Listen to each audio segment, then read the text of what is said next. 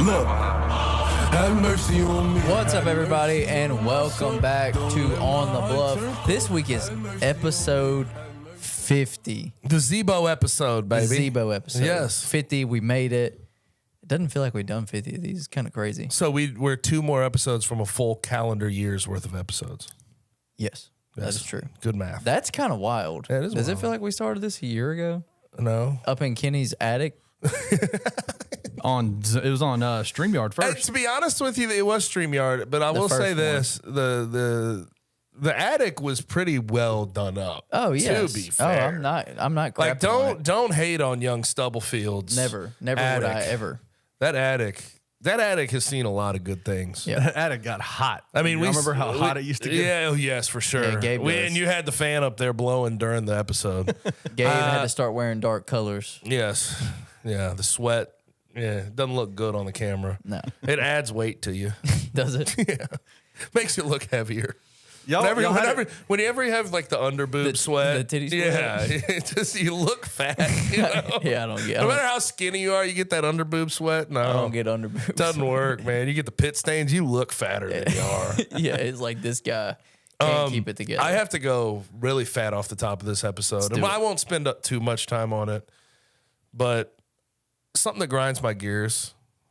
Went on Uber Eats and I did the pickup for Chipotle because I get Chipotle before I come into the studio. Sometimes you get Sometimes you get Whataburger these after. damn Chipotle. Yeah, that's true.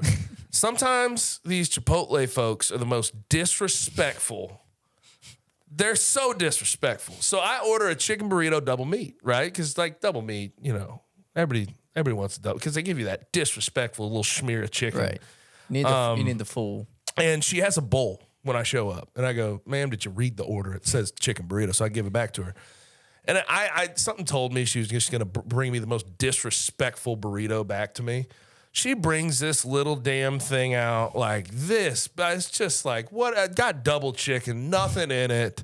Just a disrespectful smear of rice and beans. I'm pissed off. Yeah. Hopefully you can bring up my mood. And I paid $11 for the most disrespectful Chipotle burrito you'll ever see. And you even took the time to go in and eat it, right? Yeah, and this is what really bothers me is I feel like sometimes these people that want to roll your burrito, because they get nervous about rolling the burrito if there's too much in it. I feel like she just took my bowl and just scooped a little bit in there and just made it manageable for herself. That's what I was going to say. She probably took the bowl and just put scooped a little bit. Put it on a tortilla. No, but less than because the bowl would be a lot. Yeah, I guess you're right. It's more She was food. like, one scoop, boom, roll it. Here this guy goes. But I'm a fat boy, so I like the tortilla. I like the burrito style. Yeah. You know, that's why I don't really get the bowl. Yeah, and you and I share a lot of similarities on food anyway because you either go big or you go home. Yeah, get that thick one. Don't waste. If you're gonna, I like my eat. burritos thick. Like let's get into this real quick since we're here, and I know the answer to this because I've seen it in live action. But like when you go out to eat, when you go out to a restaurant, you're going full bore. Yeah, Correct? apps. Yeah, Apps for sure. apps, No drinks, doubt. full course. Yes, like you yes. can't. If you're going out to eat, Get your money's worth because you're spending money. 100%. So yes, I agree with that. I usually stop short of dessert unless it's like a nice occasion. Yeah, I'm not a dessert guy. I'm usually so miserable by the time the actual entree is done. You get like the loaded nachos, extra beef on top before you even get your meal. 100%. Knock it all down because you feel like you're wasting money. Yes. yeah. But I mean, if you go to a restaurant and don't order an appetizer, what's the point of going to an actual restaurant? Seriously. I mean, if you like the restaurant, you like the restaurant. But you know what? I'm gonna agree with your sentiments because I don't go to like a sit down restaurant and not get an appetizer. I just think I think that is blasphemous. Yeah, I completely agree. Favorite restaurant in the city? Oh, good God! I mean, Jim, holy hell! That's a tough one. I mean, that is very tough. I mean, nice restaurant or regular restaurant. You have bar. one restaurant to choose to eat for the rest of your life. Where you go? Oh, that's garbage. Because that's not a real. That's a real thing. That's not a thing. It's not a thing. Dude, I don't know. I could eat probably everything on the Hog and Honey menu. Oh. That's a good one. For real. That's fair. From appetizers. And you could because if you just, you could get the brunch selection, lunch selection, they sort of switch up. Yeah. Then they have seasonal, so it always switches up and up. But you can't just pick like a Huey's because it's the same thing. Right. For Yeah, every meal. Hog and hominy would be up there for me. You know what another one I really like is, and this is definitely kind of a little more difficult. You couldn't switch up as much. I am a massive Hop Dottie fan. Okay. Huge. Taylor likes it. I love it. Okay. I'm a huge burger fan. So here's a hot take too on that. They're truffle fries. They're good for truffle fries, right? But I don't like truffles. I hate truffle flavor. I think it's so overrated. And I know it's like a delicacy, but I'd rather just give me some garlic fries. I love the truffle fries, and I think they have like a truffle ranch too that it comes with. Maybe. See, I hate truffles. I like truffle, but you talk about indigestion, brother. I'll be tasting that for like 12 hours. It is one of the top. That and taco seasoning is the two worst indigestion. That's why you don't use taco seasoning. No, brother. I'm talking about like what you put on the meat. Don't use taco seasoning. What do you? Just do like If you're eating Mexican, how you not use taco seasoning? You could use like cayenne and use some chili powder and go that direction instead of using the taco seasoning. I mean, that's what I do when I make them personally. You have a bunch of white people taco nights at your house. Oh yeah, that's the white folks who get the taco season and just lather it all over. If I'm making them my own, I can't use taco seasoning because I will pay for it. But most people use taco seasoning, and me and it are not friends. Taylor and I agree that we don't use taco seasoning. We just try to do our own. Like if we're gonna do like a Mexican seasoning, we're gonna do it. Just make it yourself. Yeah, I like that. I like that a lot better. Yeah, taco seasoning's gnarly to me. It all tastes the same. Like not true. Not true. Taco seasoning? Oh yeah, all taco seasoning tastes the same. But like when you just do like, make a rub for like chicken or beef, whatever you're gonna do, and try to make it like a Mexican style rub, it's not gonna taste just like taco seasoning. Absolutely not. You can make it spicy as you can want. make it spicy. You can make it a little more like lime, cilantro. Yes. Yeah, you can do all. And I'd prefer that. You prefer that? Yeah, 100%. Not a spicy guy. Yeah.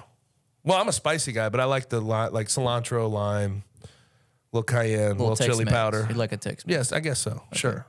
Okay. Yeah, we'll go that. We'll say that's Tex-Mex. Even though taco seasoning, you think they use taco seasoning in Mexico? No, I was talking about like lime and cilantro. It has more of like a Tex-Mex vibe. But they like on an authentic like Mexican taco, they're gonna give you lime like onion, right. lime, and cilantro. You're right. I don't know why it's the first thing that popped in my head. I don't control this. Okay, I got you. I have no control over this. I cannot be held responsible. Understood. But drop the taco seasoning is all I'm saying. Agreed. There we go. Especially if I'm coming around because I'm gonna pay for it. But anyway, Gabe, let's get into it. Memphis coming off a loss against Tulane, obviously a difficult loss. Going to Birmingham to face UAB for the Battle of the Bone. A 94-pound trophy. Yeah, it's huge. It was funny. I was talking to Jeff Calkins on the show last week, and we were just having like a spirited debate because Brad Carson was, producing my show, and he said he hates the Battle of the Bones trophy, which I don't know like why you would pick to hate that trophy. I think it's a fine trophy. There's some bad trophies. Like the Big Ten rivalry game trophies are pretty bad at times. Like the Floyd of Rosedale is just a pig on top of it. It's like you're playing for whatever. But the Battle of the Bones I think is pretty cool. But I did remember going into the recruiting lounge when it was still in there, and we never played them in college because moved out of the conference, the whole thing. I remember picking it up and I estimated it at like 60 to 65 pounds. 94-pound trophy is too much. So basically, hollow out the bones. Basically, what I'm getting from that is you're huge. Yes, I thought I was stronger back then. Yeah, I would probably feel all 94 pounds now trying to pick the damn thing up. But game wise, it felt like they had especially defensively, like they came out with a hangover, like an emotional hangover in that first half. Did they figure it the hell out? Absolutely. They turned them over 4 times. Simeon Blair almost had the pick 6. Malik Feaster, one of the best plays I've seen defensively from any single player on that defense on that play. Little throw out to the flat. He bumps it up into the air. Great coverage, then catches it for a pick 6. That was great. Smith had a really good interception too. Right, but they had 4 turnovers. They didn't turn the ball over once. And then I think they followed up one of their worst halves of football this season as a team with their best half of football of the season as a team. 24-0 in the second half. Convincing win. And what strikes me, because I talked about it last week, this is the first win for Ryan Silverfield in conference on the road against anybody not named Navy. And I think that, weirdly enough, that is pretty That's a good thing. It's staggering that it took this long, but it's a good thing to finally beat somebody not named Navy on the road in conference. Yeah, I mean, God's absolutely. It's sake. much better than the Thank alternative. God, man. Much better than the alternative. And honestly, like watching the first half, I was sitting there thinking this is a game that Memphis is going to lose. Yeah. I really was. I was Well, watching. 3 plays. It took 3 plays, 75 yards. First play from scrimmage, 40-yard run, then an incompletion or like a no gain, Yeah. and then they bomb it over 32 yards into the end zone. Yeah, I mean, but I mean all through the first half. I was just like, Memphis is going to turn the ball over at some point, and Yeah. they can't get off the field defensively. I was like, this just does not look good at all. I don't know if we credit that to, a hangover, like you said, coming off the Tulane loss. Do we credit it to the travel in the 11 o'clock game? At the end of the day, it doesn't really matter what happened because, as you mentioned, they did clean it up, and they played a much, much better second half that they had to play. You did not want to come out of Birmingham with an ugly hell win. no. And it was on that They path. handled it. It They looked handled like, okay, if Memphis is going to win this game, it's going to be ugly, it's going to be high scoring, and they're just going to have to make more plays than UAB. And fortunately, they stepped it up in the second half. I've had an attack against excuses the last 2 weeks. Last week we were talking about the excuses made for Seth Hennigan and the turnovers, Yeah. and blame it on the OC, blame it on no running game. It ultimately falls on Seth. I wanted to eliminate those excuses. I've also seen the excuse about that first half of defense being blamed on the fact that Jacob Zeno didn't start, and then you had like a rotation Backup of 3 quarterbacks. Yeah. To hell with that. They're worse. They're worse. They're worse. backups for a reason. Yeah. And it's not like they had some crazy style that would throw you off. I remember in college, we had Greg Ward as a starter at Houston, and then the backup came in, Kyle Postma, he threw from the pocket a lot. That's a switch Right. that could throw you off based on what you've been doing in film and your scheme. Yeah. But none of those guys like pose some great running threat by any stretch of the imagination. They're just worse pocket quarterbacks than Jacob Zeno. Yeah. I get tired of excuses like that. Oh, because grant them bail because the backups played. No, it stop should- that. It shouldn't throw you off like They that. shouldn't allow 21 points in the first Yes. half. They shouldn't let those guys cook them. No. It seems pretty simple to me. And Jacob Zeno turns the ball over a fair amount, but this dude who completes 75% of his passes, he's been trusted there for a while. I think it's his 3rd year starting. Yeah. If not 4th year, he's been there a while. Like, that's the guy. I feel like if he was playing, it probably would have been worse in the first half. Oh, yeah, for sure. They actually would have had someone who knew what they were doing back there. Yeah. Concerning to me was the running game, though. They couldn't stop Rush defense. Yeah. UAB running the ball at all in the first half. I don't know what that was, man. Made no sense.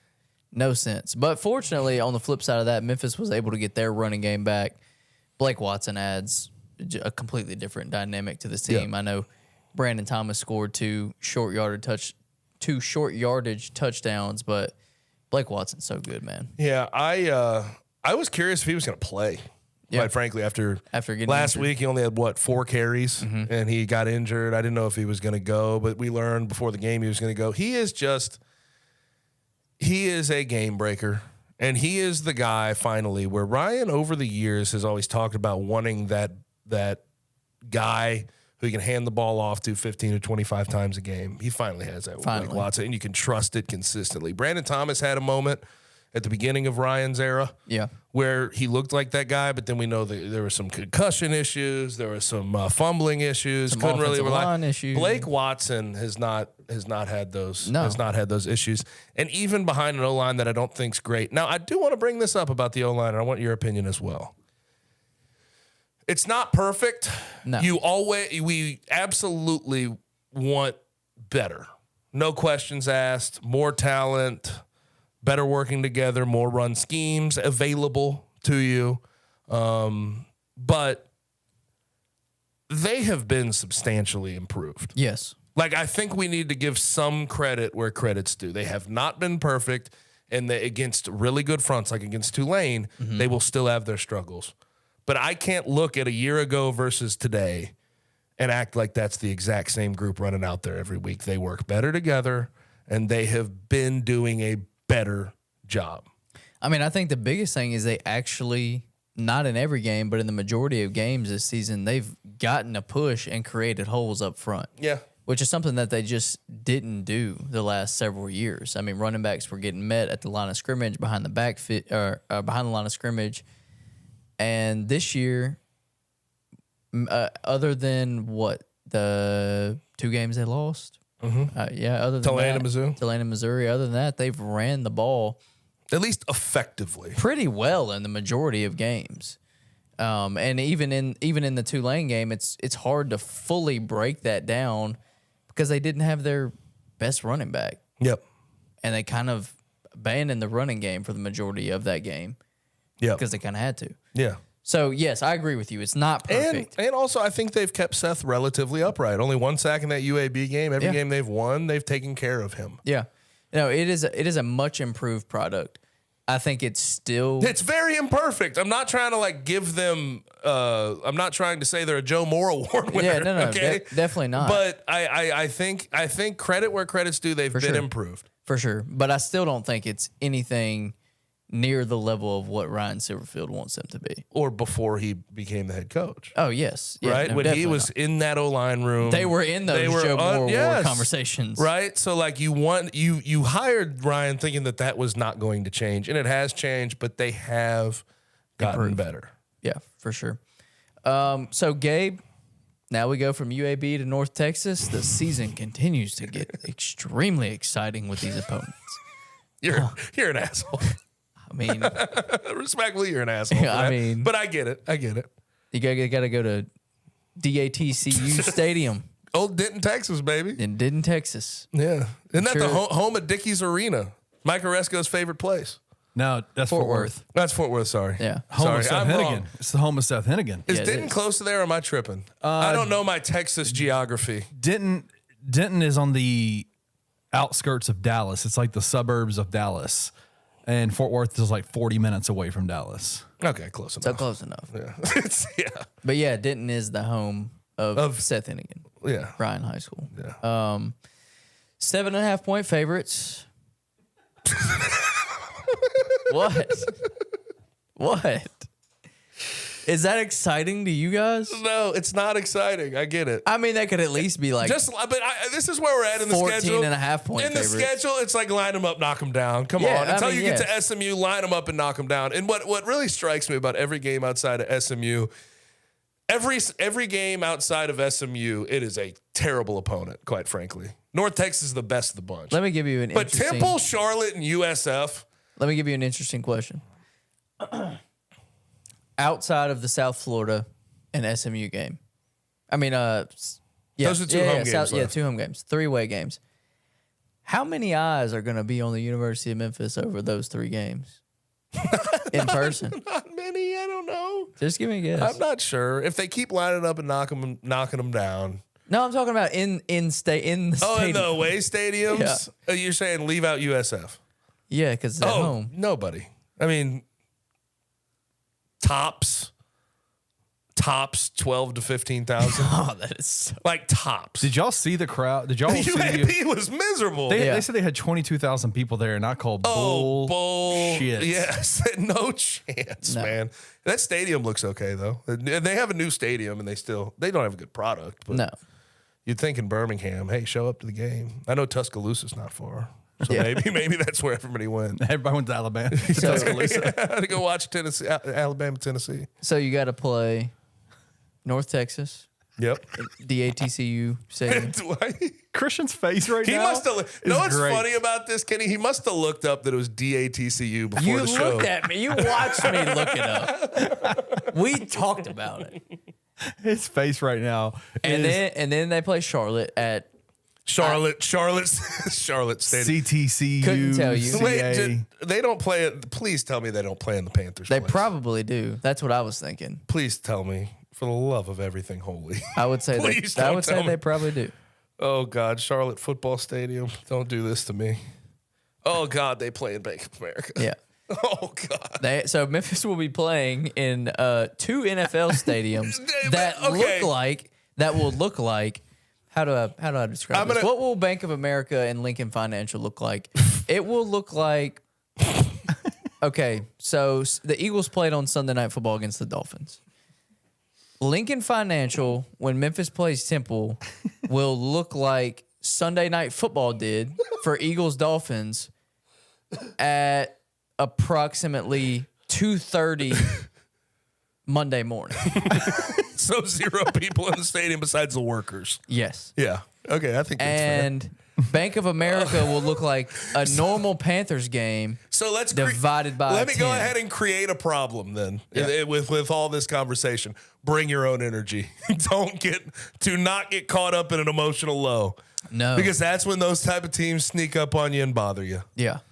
Yeah, when you can literally hear like the construction workers working on the skyscrapers next door. Yeah. You hear the guy selling beer calling out. Yeah. Somebody flushes a toilet in the press box and you can hear it. Yeah. Probably. Yeah. Yeah. Probably. So yes, I agree with you. They're gonna have to bring their own emotion. But again, like these teams outside of SMU are bad. Suck. And I think North Texas is no good. I think North Texas is about the same team as UAB. I think they're worse, but Maybe yeah. better defensively, because I don't think you can get much worse than UAB's defense. Abilene Christian scored 31 on North Texas. Well, I guess the argument you would make is that UAB's had a tougher strength of schedule, and that's why their record's as bad as it is, 2-6. Yeah, I mean they've lost their worst loss is probably to Georgia Southern North Texas or Louisiana. lost to FIU. Yeah. And Navy. Yeah. So North Texas is no good. They're no good. But I'll say this. They have a quarterback who can air it out and just aired it out a bunch against Tulane and they looked feisty, to say the least. Like they look like they can. I mean, if the Tigers' back end, their defensive backs are giving up big plays, North Texas will get big plays on you. Where's Austin Awney at? I thought he got in the transfer portal before the year at age 35. This was supposed to be the Grant Gunnell matchup. It's supposed to be big beef. Supposed to have some beef back and forth. That didn't happen. Neither did Austin Awney. Yeah, but like I said, line them up, knock them down, just figure it out as we go along. And I think that's the mindset you need to have, because until you get to that SMU game, you really shouldn't have some crazy test. But you can't look ahead. Shouldn't even have a close game. You just can't look ahead. Did your confidence level rise? Last week, y'all said the Tigers needed a win out to kind of achieve what they wanted to achieve, go to the AAC championship game, that rematch against Tulane, hopefully in New Orleans. Y'all didn't sound very confident last week. Did this UAB game? Still not. I'm still not overly confident because, again, you mentioned how many people are going to be in the stands. You could have some emotional lows. Like these teams, like I said about North Texas, and I think UAB fit in this category as well, like they're not dead offensively. Like North Texas, that quarterback, Chandler Rogers, can sling it. I mean, they hung 28 on Tulane. And he threw for 340 and no a couple picks. touchdowns, no picks. Don't have much of a run game. I don't know how much better their defense is going to be than UAB's, but it's better as far as the metrics are concerned. Not good. So I don't know. I have some confidence that they can win every game outside of SMU, but running the table, I just still think I have to see it, man. I'm putting my money on them losing at least one. In the end of the day, Kenny, if you just break it down, they just won their first game on the road in conference outside of Navy. Right. In the Ryan 3 years. Silverfield era. Whew. Yeah. Like that, I don't know. Until they keep doing it and do it consistently, I'm not sold. you can't be sold. They're 3-10 on the road in conference play, and the majority of their games left are on the road. That gave me the chills, literally. But they're I don't know if they're it was 3-10 in the cold Ryan air. Silverfield era on the road in conference. Like until they string some wins together and change that outlook, I don't know why you would have a bunch of confidence. Hey, I will say though, what they did to UAB in the second half gives me a little bit more confidence that they're not just going to let teams play with them consistently if they feel as if they are the superior product. if it would have been a close game, I would have said there's no way in hell that Yes. they're winning out. No But way. They no covered. shot. I They would looked say good in the second half. They covered by Defense showed up. covered by 3 scores. Like, I wonder what Ryan said in the at halftime to his defense. That's my question. I wonder if he climbed in there. Could've been nice. Yeah, Could've because been nice. they played Bad. What's what in the second half? What's the word that we use? inspired. They played inspired football in the second half. I don't know what inspired them. But they Something. played inspired. Something. Yeah, I think that's all we got on Memphis football. Let's slightly go over this.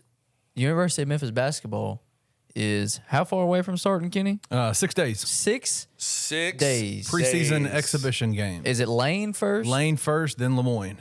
So here we go. We're close. Yeah, we are. Really close. People are very excited for this year. They should be.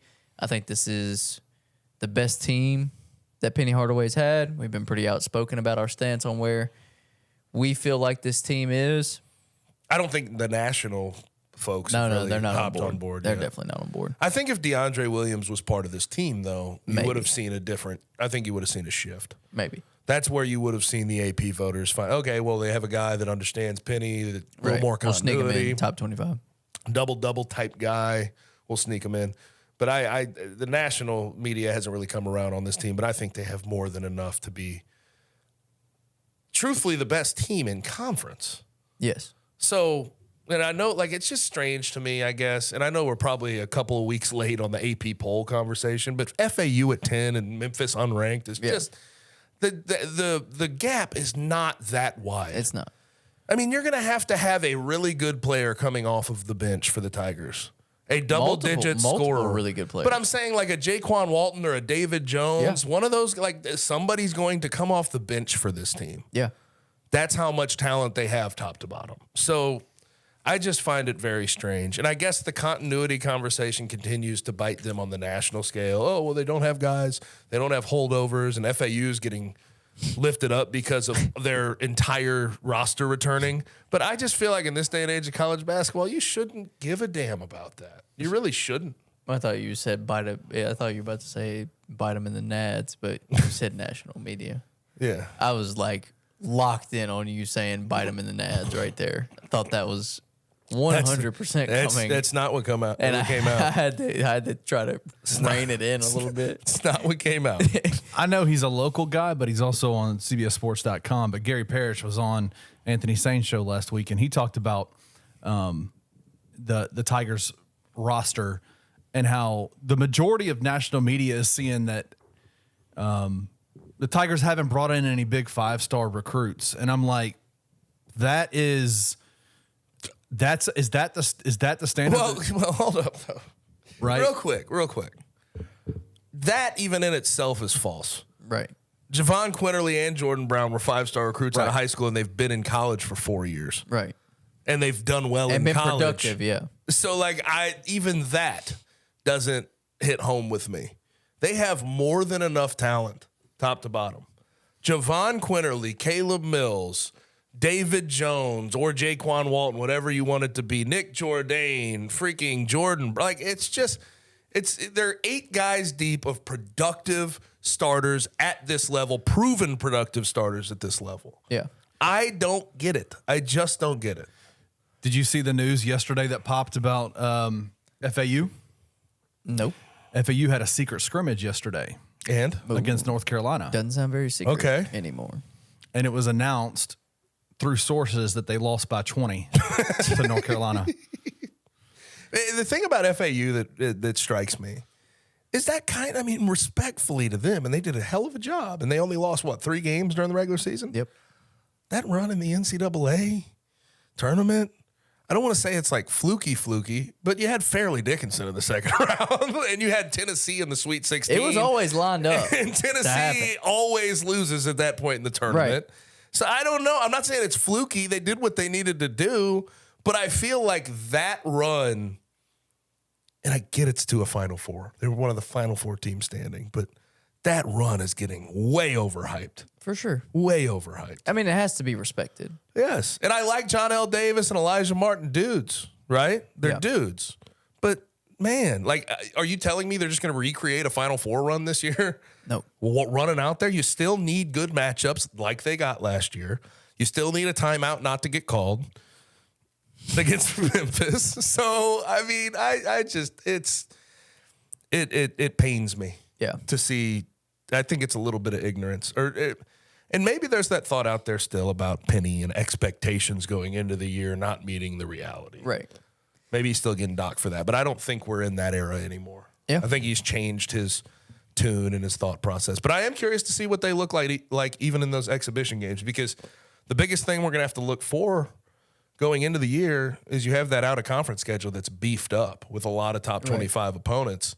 You're going to have to come into the season clicking. Yeah. There's no room for error because your resume is going to be built on everything basically before – when does conference schedule start? January. Everything before January is where your resume is built. That November to December schedule, that gauntlet is brutal. It's brutal. Yep.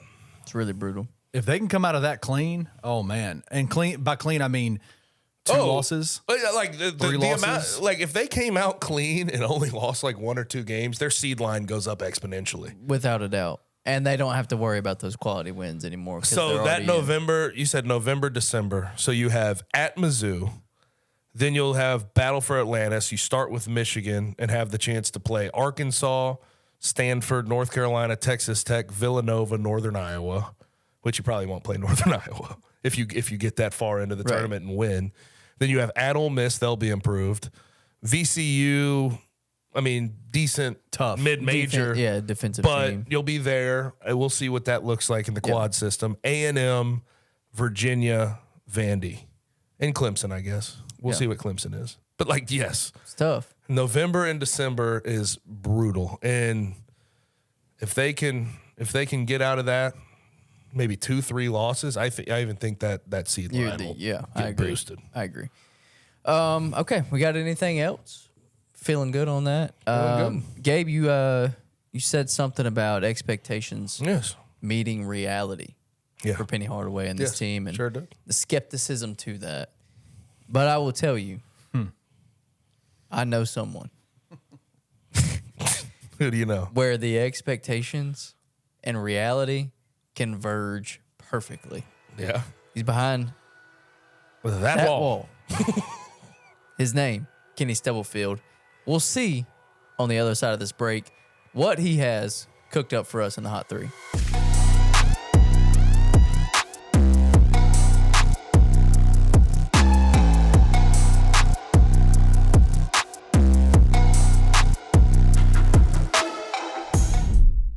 Journalism is only as important as its demand.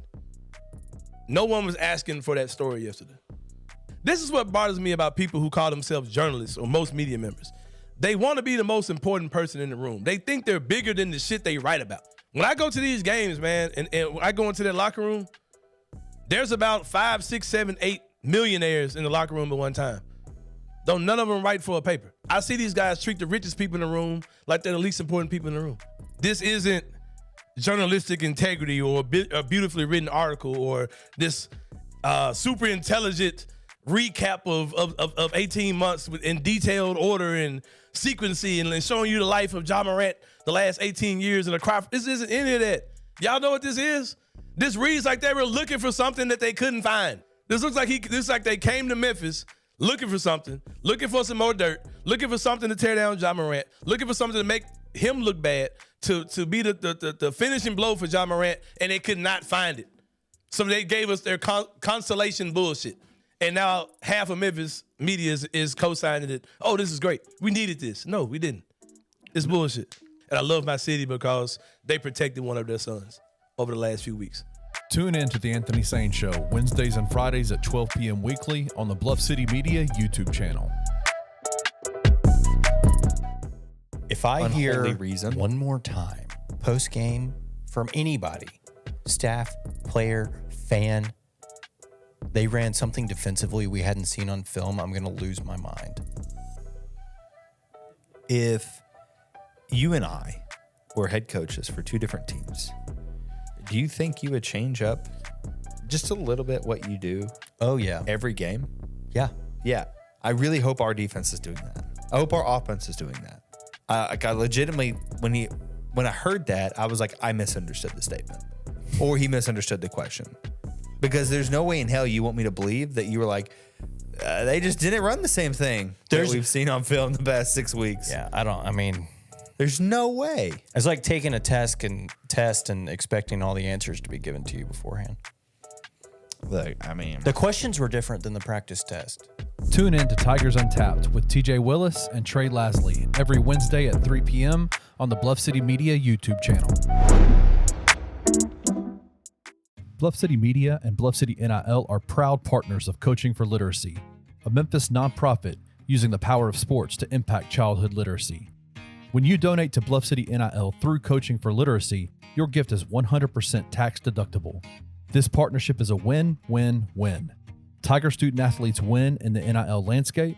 Coaching for Literacy wins by engaging Tiger student athletes in this monumental cause. And most importantly, elementary students in Memphis receive support to become strong readers. To donate today, visit coachingforliteracy.org/bluff-city.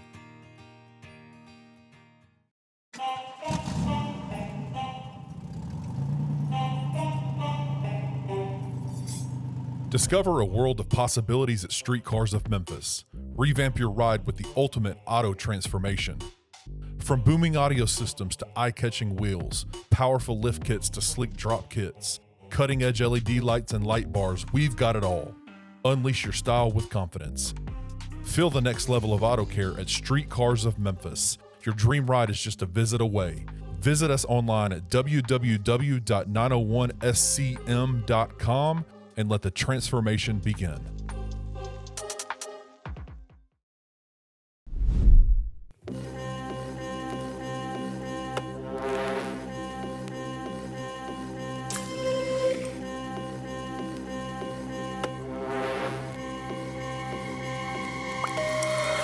Boys, we are live You feeling this, Gabe? Oh, when it drops, it's nice. at the DTCOCQRS Stadium. We're live. Yep. Is On the Bluff going to go live in Nope. North Texas this weekend? DATCU The Stadium. DTACU? DATCU. No. Which is, why do the Texas, like the second tier, third tier Texas football stadiums do that? Because TDECU is Houston. I don't know. I'm yawning on the show. Oh, are you good? Hey, congratulations. Hey, My eyes are going to turn red. automatically, everybody that was watching this just Yawn. yawned as well. All right, hey, this is the Hot 3, sponsored by Streetcars of Memphis. It was cold last week. Now it's hot again. So if you need to get your car ready for the summer, Streetcars of Memphis can do that for you. They can also pimp your ride. No catamarans, nothing like that. I did find out They last can make week. that car hot. Yeah. I found out last week. I promised they could do some stuff with catamarans, the ones that you We're sailed on in around on St. Lucia? St. Lucia. They can't. Yeah, Oh, I didn't, yeah, I didn't figured, think so. They came They back. told you, no, we can't do I that. think, did somebody bring a catamaran up They there? did. Somebody brought a catamaran up there, and they said, "Bro, what?" What are you doing? And he said, "Well, On the Bluff said they could." This buffoon from On the Bluff said we could bring this up here. And you Listen. put flames on the side of it. They can pimp your ride out, man. They do a lot of really cool stuff. Streetcars of Memphis, Memphis owned. Owners are from Memphis, man. They are in this city. They're great people. Thank you guys so much for supporting On the Bluff and the Hot 3. The link is in the description below. Check it out. Streetcars of Memphis, STOC901.com. Boom.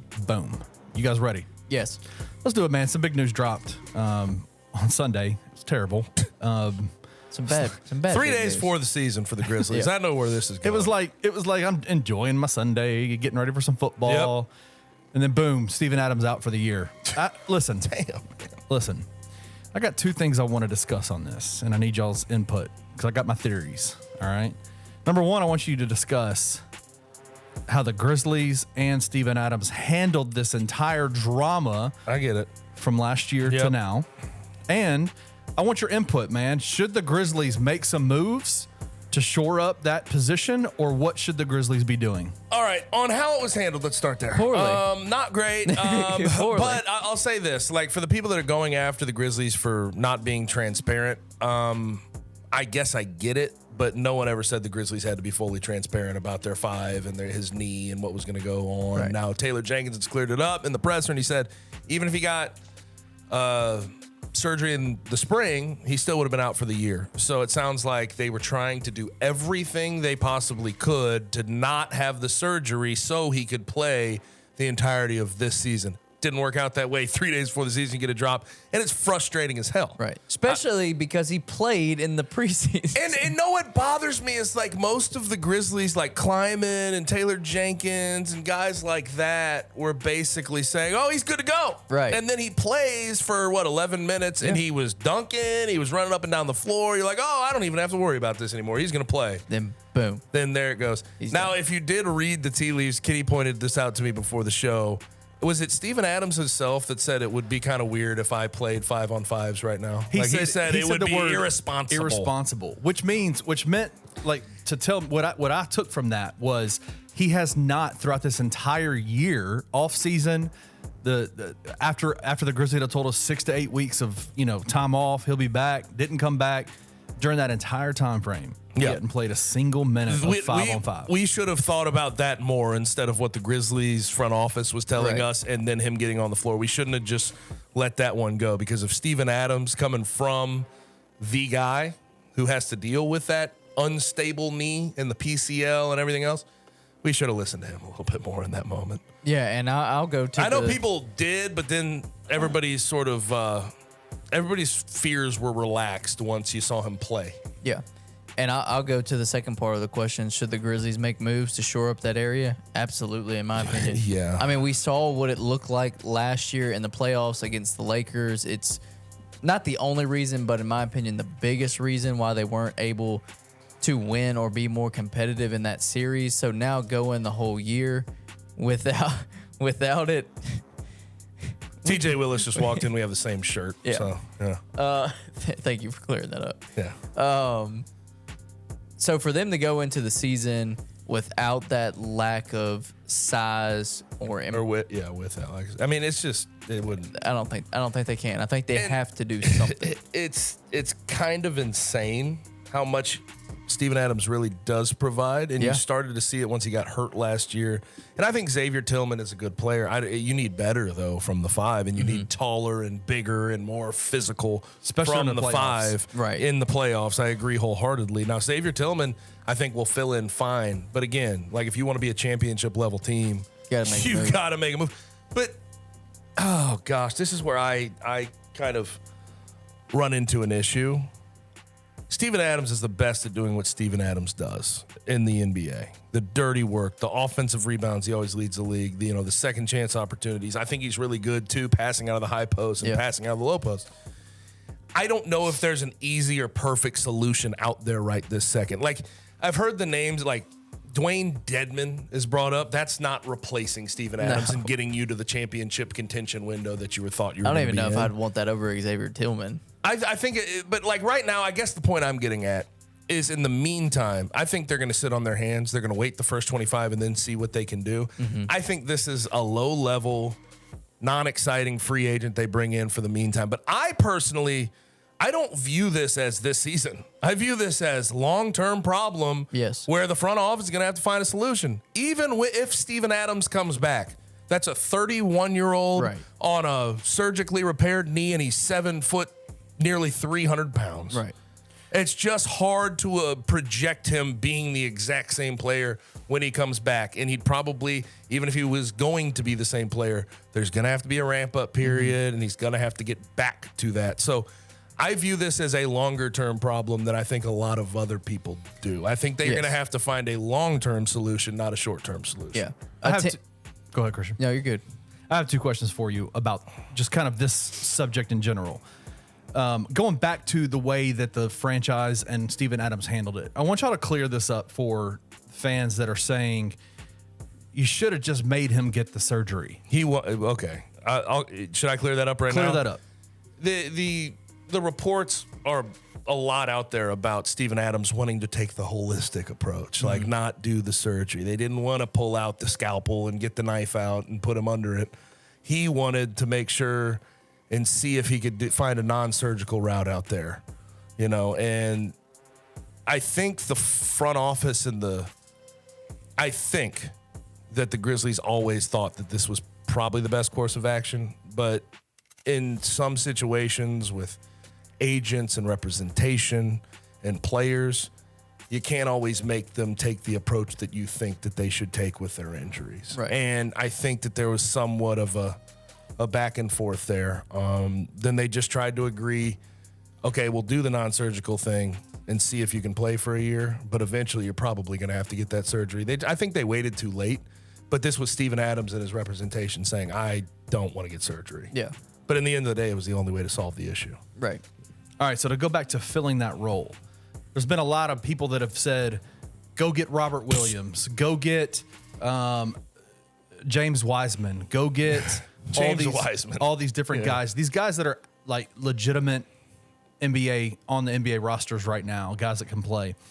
Do you guys think that the Grizzlies should move in that direction with if you can find a good option, sure. Yeah. But like the Robert Williams one in particular, Kenny kind of gets me. It stresses me out because if you're giving up a first round pick and a player for a guy like Robert Williams, who he's had 410 chances to play in the regular season, and I know this off the top of my head because I said it on the show today. 410 opportunities in the regular season. He's played in 209. He's missed 201. So you're hopping right back into a relationship with a good big who I think would be a good fit on this team, but he's got knee issues that keep him out constantly. Right. So you're hopping right back into a relationship like that, except you're giving up pieces to go get it. Yeah. And I don't know if that's the best way forward. If Robert Williams, in theory, if he could play, 65 games a year, Then right? it's perfect. It would be great. But you don't know if he's going to do that. He's never done that. Right. And then like you're kind of alluding at here, if you do that and he does get injured and then you're missing him for the playoffs anyway. And you give up Brandon Clark and a first-round pick on the way, it's like, damn. So we gave up pieces to be right in the same spot with the same predicament. You're net negative. Yes. Big time net negative at that point. I think literally, like, Isaiah Hartenstein for the Knicks. Yeah. Dwayne Dedman from I don't even know where he's at right now. He's been with the Heat for a long time.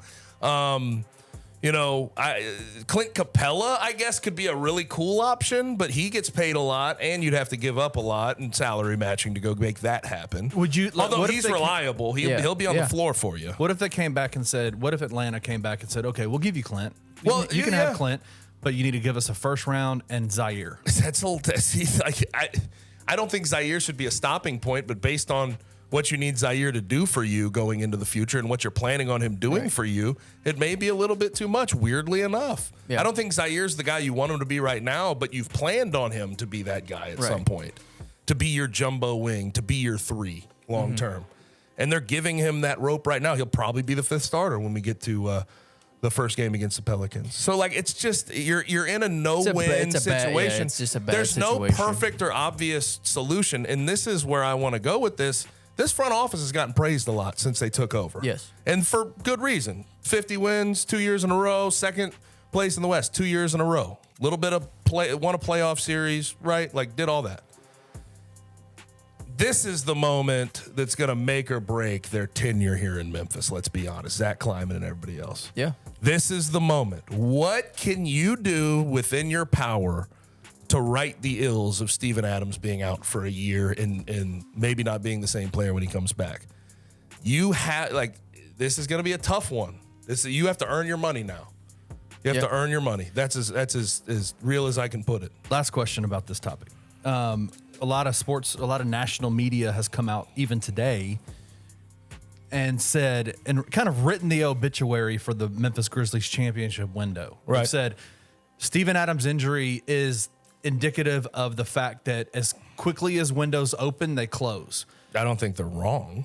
I was going to say I don't think that the Grizzlies' window's closed, though. I think they still have 3 guys under 25 that are ballers, all-stars that they have locked For sure. up. But no, I think they're. I've always said that. People want to talk about a window being open because you have young players. Well, did you know John Morant was going to get suspended? Did you know Brandon Clark was going to tear his Achilles? Did you know Steven Adams was going to be out for a year, or the better part of 2 years? No, windows are good in theory, but real life hits. Yeah. Injury hits. Guys regress.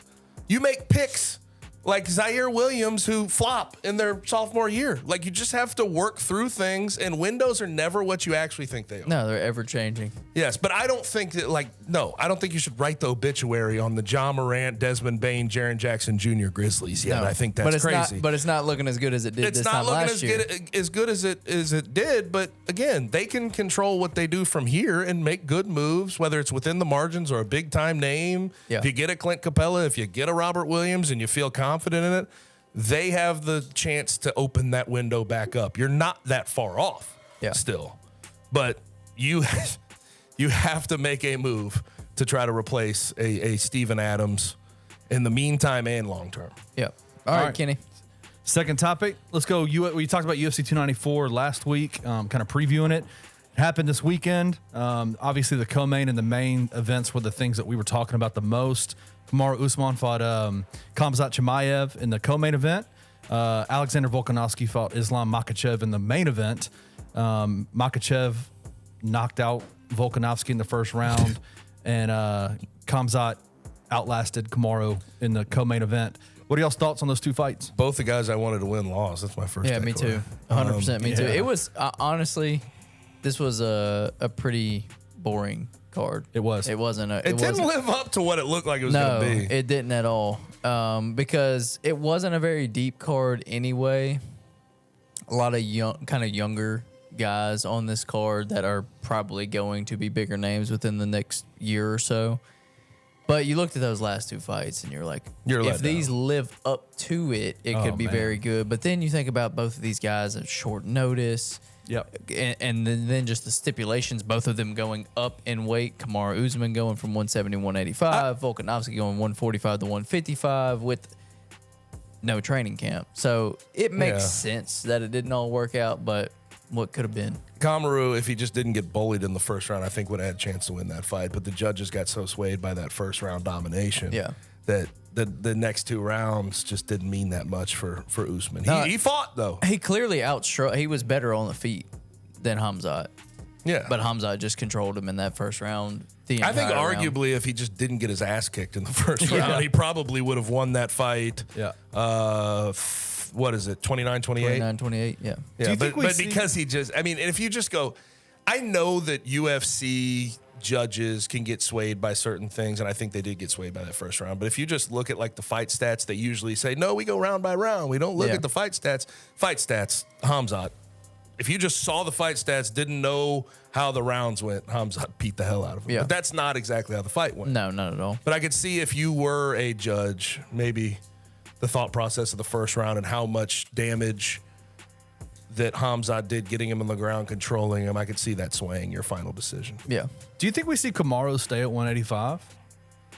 He looked good. I think he could do whatever he wants. He's Yeah. big enough to fight at 185, and clearly he's one of the best welterweights of all time. So I don't think he's out of his element at 185. I think he would still be extremely competitive. I mean, Khamzat's a guy that beat Gilbert Burns. Is in line for the championship. Obviously at different weight. I mean, I know that was at 170 also. Khamzat really doesn't have much of a resume at 185 either, so it makes it kind of hard to compare. But yeah, Khamzat's going to go fight Sean Strickland, and we'll see what that looks like. As long as, I think he broke his hand, so we'll see what that does on the timeline for everything. But yeah, Kamaru he's big enough. I mean, I think he walks around like 210, so he's not small. Volk just, it's just, you get caught in the first round. Yeah, and I think Islam made some adjustments from the first fight. And he had something to prove. yeah. And he just knocked his ass out. I mean, you can't really, it's a fight game, man. Yeah. I did not expect a first round KO though, because Volk is usually so damn good. First time he's ever been knocked out. He's usually so damn good about just keeping himself in a good position, but he left himself a little bit exposed on the left or the right side of his head. Yeah. And honestly, the kick, it's like his 6 hand, inches of an correct me opening. if his hand was like right here, and the kick went right over top, basically on his damn, Split his whole eyebrow wide open. the top of his head, but it landed flush. I'll say that it much. landed flush for sure. I think the real story of that whole night, especially after the Makhachev and Volkanovski fight, was Alexander Volkanovski's post-fight statements. Yeah. Did y'all? Yeah, I did. I watched it earlier today. What did you think about all that? It was really strange. Gabe, I didn't get to catch it, so I don't know if you're you gonna have heard to it. catch me but, up. They were talking. He just had a newborn baby relatively recently, and they were asking him about the decision to jump in late on this fight, and talked about kind of feeling like it could have been his only opportunity to get back in there, and that he didn't come out and say it, but he was almost talking like he was dealing with heavy depression since the fight with Yair Rodriguez. Without fight since he's fought, I hope that's not the case. Like he was crying on the stage. Yeah, he was crying. He was emotional. I don't know if you noticed it, Kenny, but he was like moving and very like rocking the whole time, like very uncomfortable looking. I don't know. It was very. Usually, Alex is also usually together. we don't take into consideration he might have been heavily concussed. You know what I mean? We don't take into consideration That could be post-fight true, pressers. yeah. Right. When a dude gets knocked out by head kick, Yeah. he may be a little bit Right. a little bit affected. But no, it was strange because usually he's so like Yes, focused. because And, usually he wins. yeah, that too. That's true. Yeah. But yeah, it was very clear that he's dealing with some stuff, and Right. like even said like as soon as I jumped back into that fight camp, maybe the only reason I jumped back into that fight camp was to kind of get away from everything else. And he was like, as soon as I got back in the fight camp for the 11 days, like I was way happier. My wife was way happier, and that's why he was like, I want to fight That's Ilia sad. Topuria in January. Let's go. It was Yeah. strange, man. Very it was weird. strange. It was Very a very weird. strange story arc. I don't like to see that because he's one of my favorite personalities and Me too. dudes Big Alexander Volkanovski fan. in the UFC. All right, Kenny. All right, topic number 3. Man, listen, I'm not a thief, Okay. but I've been accused of stealing signs, like stop signs and road signs when I was in high school. Oh yes. You ever you ever But we yeah. No, you ever been I've accused done of that sign before. stealing before? Have you ever been accused of sign stealing before, Gabe? Stealing like road signs. Yeah, I've done that. I did that in high school. I've partaken. Did you ever steal any opposing coaches' signs? No. No, sure didn't. Jim Harbaugh's been accused of it. I will Not say Jim that Harbaugh. with University of Michigan. Jim Harbaugh's Michigan. been accused of Connor Stallions in particular. He's an analyst. name. What a great name, by the way. Connor Stallion. No, but when it comes to sign stealing, I do want to make clear you don't necessarily have to steal signs to get a beat on what they're doing Right. necessarily, because you may just see it on film. Right. It's true. If their sign for, outside zone is this, And you see them go sign, this. and you see them run outside outside zone. zone, you're guys. like, hey, every 2 time plus they do 2, this, 2 plus 2 it's outside says. zone. So Right. I guess in that regard, at just about every level I've played football, yeah, signs have been stolen. But if it is what they're talking about at Michigan, maybe it's a bridge too far. And I think it comes down to this Connor Stallions guy, analyst, goes on the road to games against opponents they're going to play in the Big Ten and watches them, and he'll buy tickets. 11 He's tickets. bought 30 tickets in 3 years. Oh, I thought it was 11. My bad. 30. 30. What's his 30 salary tickets. like at Michigan? $55K. You Let's think go. you think he's paying for those? Yeah, of course. Well, okay, so for Connor Stallions, he's probably cooked because they found it and it's like attached to his name. He's the Can I scapegoat. say this? This always bothers me. This falls in the dumb criminal category to me. Don't buy the damn tickets on your own credit card. No. They check those things when they do investigations, buddy. Yeah. It's not that hard to figure out. So that is dumb criminal to me. Must be another Connor Stallion. But Yeah. But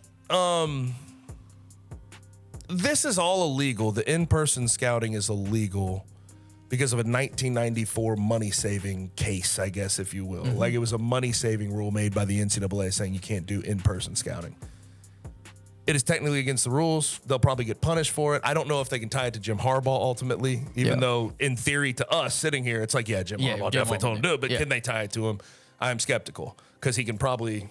These guys tend to cover their tracks when they're in those high arching positions. Yeah, the University of Michigan has a lot of money, and they like having Jim Harbaugh as their head coach. Yes, and they know that the NFL is trying to. We'll see what happens with it.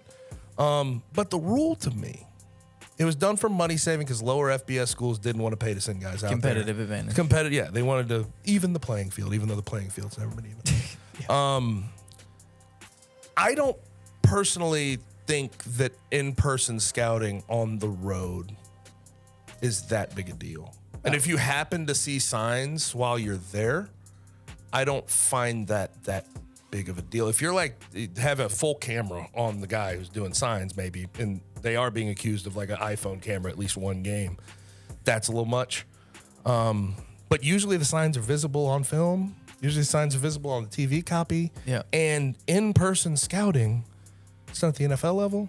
It's done at the high school level. Hell, I remember in middle school, we would stay late to watch the team we next were going to team. play the next week. I did that for my daughter's For- 11-year-old volleyball game the other day. No shit. I mean, like, it's just, that rule, in my opinion, they placed it in there, and I don't know if the spirit of the rule I agree with. Right. I think every damn FBS football program could afford to send someone out to do To a in-person game. scouting. Now, is it against the rules? Did Michigan clearly make the rules? Technically. Yes, but like, I don't know. In-person scouting to me is just not that big of a deal. I'm with you. I think if they had like found this guy sneaking into practices and Spygate to Right. me with the Patriots, which they didn't even get docked that much for, No. let's be honest.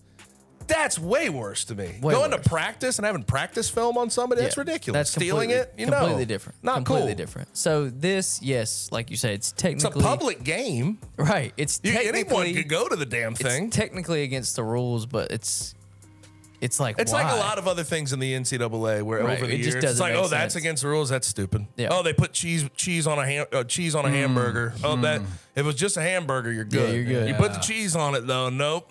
I find it a little arbitrary and stupid. So is Michigan- Did they break the rules? Yes. Is Michigan getting a book thrown at them, or what's going to happen? I with feel this? as if there's kind of a how do I put this lightly without trying to act like I'm protecting Jim Harbaugh? I feel like the NCAA has been trying to come after Jim Harbaugh. Yeah. Like at the beginning of the year, with all the recruiting violations, the COVID-19 violations that weren't that heavy, feels like the NCAA's made their effort to try to go after Michigan and Jim Harbaugh. So I don't know if this will rise to them being able to throw the book at them, though. I don't. Like, either. I don't think I just that- don't think it. I just don't think it's severe enough. Truthfully. We'll see how severe it is. I think that if you're stealing signs, it's fine. Like, if you figure out signs.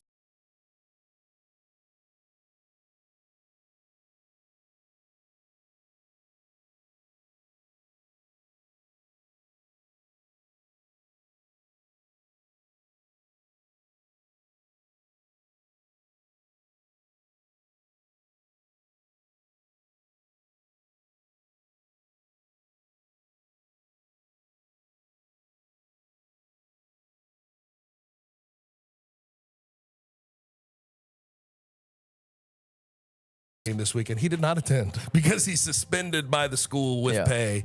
But that game.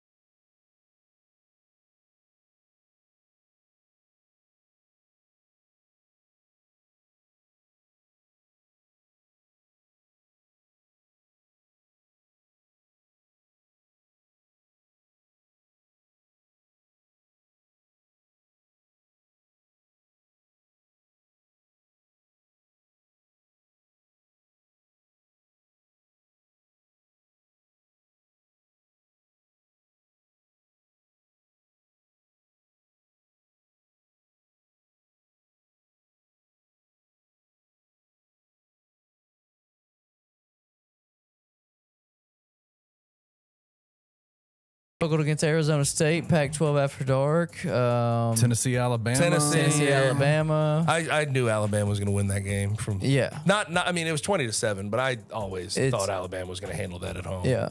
And Second then, half, though, that was pretty bad on Tennessee's behalf. Yeah, getting blanked. And then North Carolina losing to one of the worst Yeesh. teams in college football. That's kind of Mac Brown at North Carolina and his MO. Yeah.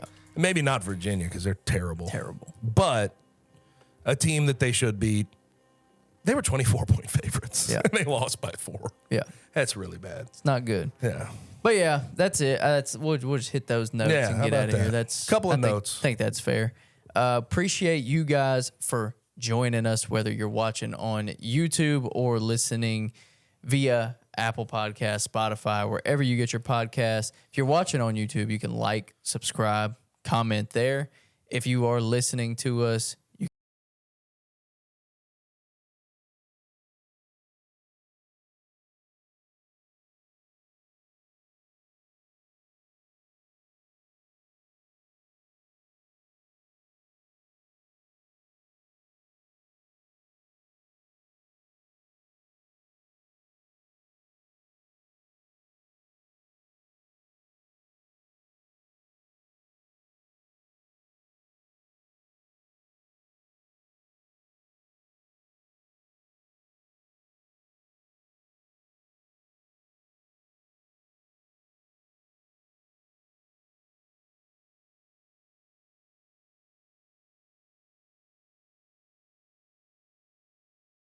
next week. Thank you for listening to On the Bluff. If you enjoyed this episode, leave a rating and a review wherever you download your podcasts. Also, like and subscribe to Bluff City Media's YouTube page. Head over to www.bluffcitymedia.co for comprehensive coverage of Memphis sports and how you can become an insider.